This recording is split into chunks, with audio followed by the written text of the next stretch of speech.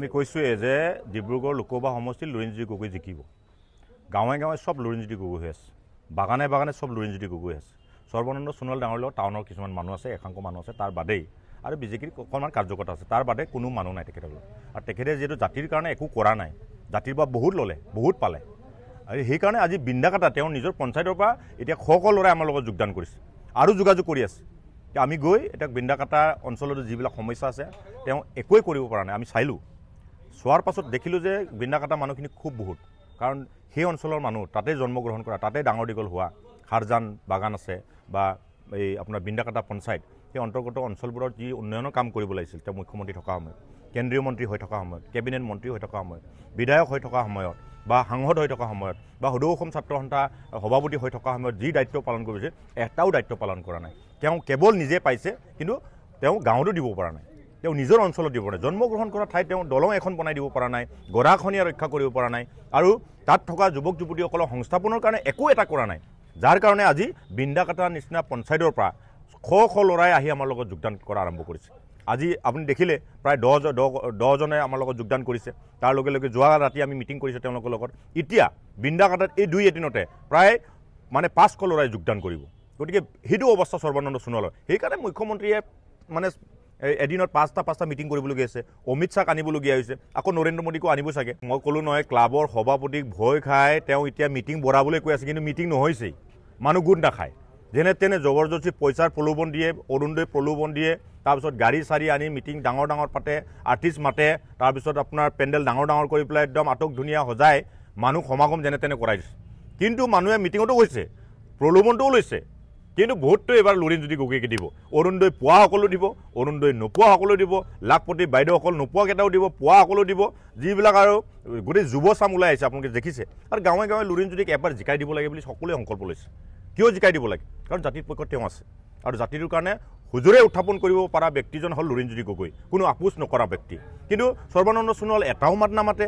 তেওঁ আৰু 2 বছৰ তেওঁ কাৰ্যকাল আছে, 2 বছৰ তেওঁ আৰামছে জীৱন কটাব, কাৰো কাৰণে একো নকৰে, কোনো নিজৰ অঞ্চলৰ কাৰণে নকৰে, নিজৰ জনগোষ্ঠীৰ কাৰণে নকৰে, বিভিন্ন জাতি জনগোষ্ঠী অসমৰ কাৰণে একো নকৰে, ডিব্ৰুগড়ৰ কাৰণে একো নকৰে। গতিকে তেখেতক বহুত হ'ল আৰু বহুত হ'ল। গতিকে এইবাৰ বাদ দিলোঁ বুলি কৈছে চবে ৰাইজে, এইবাৰ লুৰিণজ্যোতিক এবাৰ জিকাই চাব লাগে, সেইটোৱে ভাবিছে। সেইকাৰণে মই ভাবোঁ যে লুৰিণজ্যোতিকে বিপুল ভোটত জিকি যাব, তাৰ বাদে ইয়াত ডিব্ৰুগড় বিকল্প নাই। হায়েষ্ট ভোট চাবুৱা অঞ্চলৰ পৰা আমি পাম, হায়েষ্ট ভোট আটাইতকৈ 10টা সমষ্টিৰ ভিতৰত হায়েষ্ট ভোট চাবুৱাবাসী ৰাইজে দিব। কাৰণ চাবুৱা অঞ্চলটো হ'ল জাতীয়তাবাদী ভেটি। ইয়াতে বিভিন্ন সংগ্ৰাম ইয়াতে অব্যাহত ৰাখিছে, বিভিন্ন ধৰণৰ সংগ্ৰাম, বিভিন্ন সমস্যা আছে। আৰু এই কা আন্দোলনত ইয়াত যিটো জনসাধাৰণৰ যিটো স্বতঃস্ফূৰ্ত সঁহাৰি বা অন্যান্য অসম আন্দোলনতে হওক বা বিভিন্ন ধৰণৰ সংগ্ৰামতে হওক, চাবুৱাবাসী ৰাইজৰ সজাগ আৰু সচেতন আৰু জাতীয়তাবাদী চিন্তাধাৰাৰে পৰিপূৰ্ণ। আৰু এই চাবুৱা অঞ্চলকে নেতৃত্ব লৈ তেওঁ ওলাই গৈছিল এটা সময়ত। আজি চাবুৱাবাসী ৰাইজকে তেওঁ প্ৰতাৰণা কৰিছে। কাৰণ গুৰুজনা অনুৰুদ্ধদেৱ, যিটো আমাৰ মৰাণ আৰু মটগৰ মায়ামাৰা সত্ৰৰ মেইন আমাৰ গুৰুজনা, তেওঁ গুৰুজনাৰ নামত ক্ৰীড়া বিশ্ববিদ্যালয় গঢ়িম বুলি ক'লে। কিন্তু তেওঁ দিছপুৰত থকা সময়ত, মুখ্যমন্ত্ৰী হৈ থকা সময়ত দিছপুৰৰ পৰা ডিব্ৰুগড়লৈ এটা নটিফিকেশ্যন ওলাই পেলাই তেওঁ বিশ্ববিদ্যালয়ক গঢ় দিব নোৱাৰিলে। কিমান ডাঙৰ অপমান গুৰুজনাৰ ওপৰত। গতিকে এই মানুহজনক আকৌ কিয় ভোট দিব চাবুৱাবাসী ৰাইজে? গতিকে মই ভাবোঁ যে চাবুৱাবাসীৰ ত্যাগ আছে, চাবুৱাবাসীৰ সংগ্ৰাম আজিও ধাৰাবাহিকভাৱে তেওঁলোকে অক্ষুণ্ণ ৰাখিছে। যি সময়ত চাবুৱাবাসী ৰাইজে প্ৰায় 5,000 ইয়াতে যুৱক যুৱতীয়ে আত্মবলিদান দিছে, ইয়াতে প্ৰায় 15,000 পৰিয়ালে নিৰ্যাতিত হৈছে বিভিন্ন সংগ্ৰামত। সেই পৰিয়ালবোৰ আজিলৈকে ন্যায় পোৱা নাই, শ্বহীদসকল ন্যায় পোৱা নাই। সেই বিষয়বিলাক ৰাজনীতিভাৱে মীমাংসা কৰিব পৰা তেওঁ সুযোগ পাইছিল, তেওঁ নকৰিলে। নকৰাৰ কাৰণে এইবাৰ চাবুৱাবাসীয়ে তেখেতক বৰ্জন কৰাৰ সিদ্ধান্ত লৈছে। গতিকে চাবুৱাত আমি আটাইতকৈ বিপুল ভোটত আমি লিড ল'ব পাৰিম। আজি প্ৰায় 60জন ল'ৰাই এতিয়ালৈকে যোগদান কৰিছে, আৰু 40জনমান আহি আছে, তেওঁলোকে যোগদান কৰিব।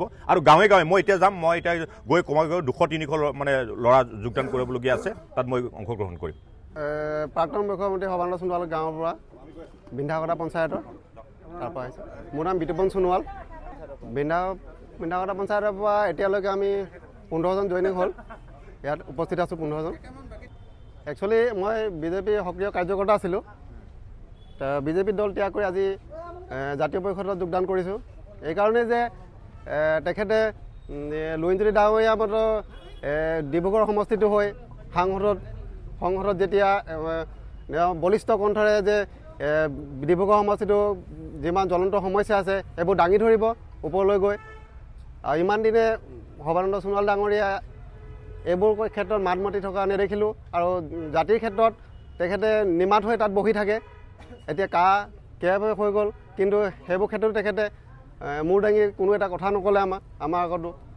সেইটো কাৰণে মই এই দল ত্যাগ কৰি নিজৰ এইটো জাতীয় পৰিষদ দলত আহিছোঁ।